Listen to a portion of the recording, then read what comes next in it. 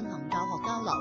9月，鹽步同鄉會繼續促成咗南海實驗小學、南海師範附小共50多名學生到香港，同保良局陸慶圖小學進行音樂交流活動。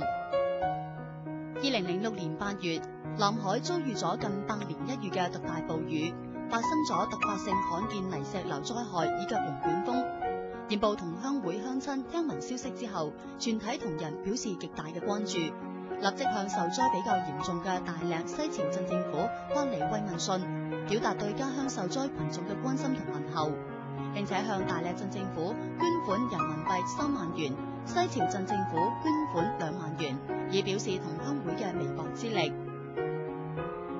2006年8月14號，鹽步同鄉會副會長邵亮彪先生以及佢嘅生意伙伴劉志玲女士返到咗鹽步，將6萬多元嘅助學款送到20名困難學生嘅手中。邵亮彪先生已經連續3年捐款資助家鄉嘅貧困學生繼續學業。2006年9月29號到10月1號，同鄉會會董20幾人回鄉，參加咗丹灶嘅文化節，仲為丹灶嘅30名貧困學生資助咗6萬元。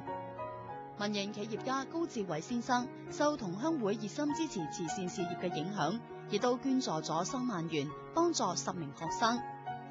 2006年12月16號，馮紹波先生嘅後人被同鄉會嘅善舉所感動，將位於鹽步庵前霞路後48號約180平方米嘅祖屋無償贈送俾鹽步同鄉會，表示對同鄉會慈善事業嘅支持。2006年，鹽步同鄉會碩果累累，南海區委區義工聯授予鹽步同鄉會年度熱心公益獎，授予副會長邵亮彪先生優質服務獎。南海區婦聯授予榮譽會長林亮先生援助單親特困母親活動愛心大使稱號。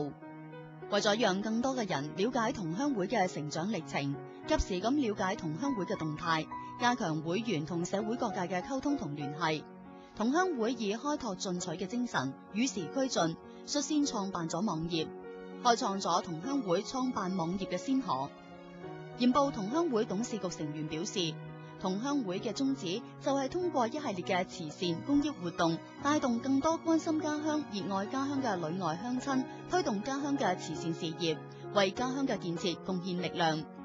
願鄉親們嘅愛國心、雙子情永存，願同鄉會會務更興隆。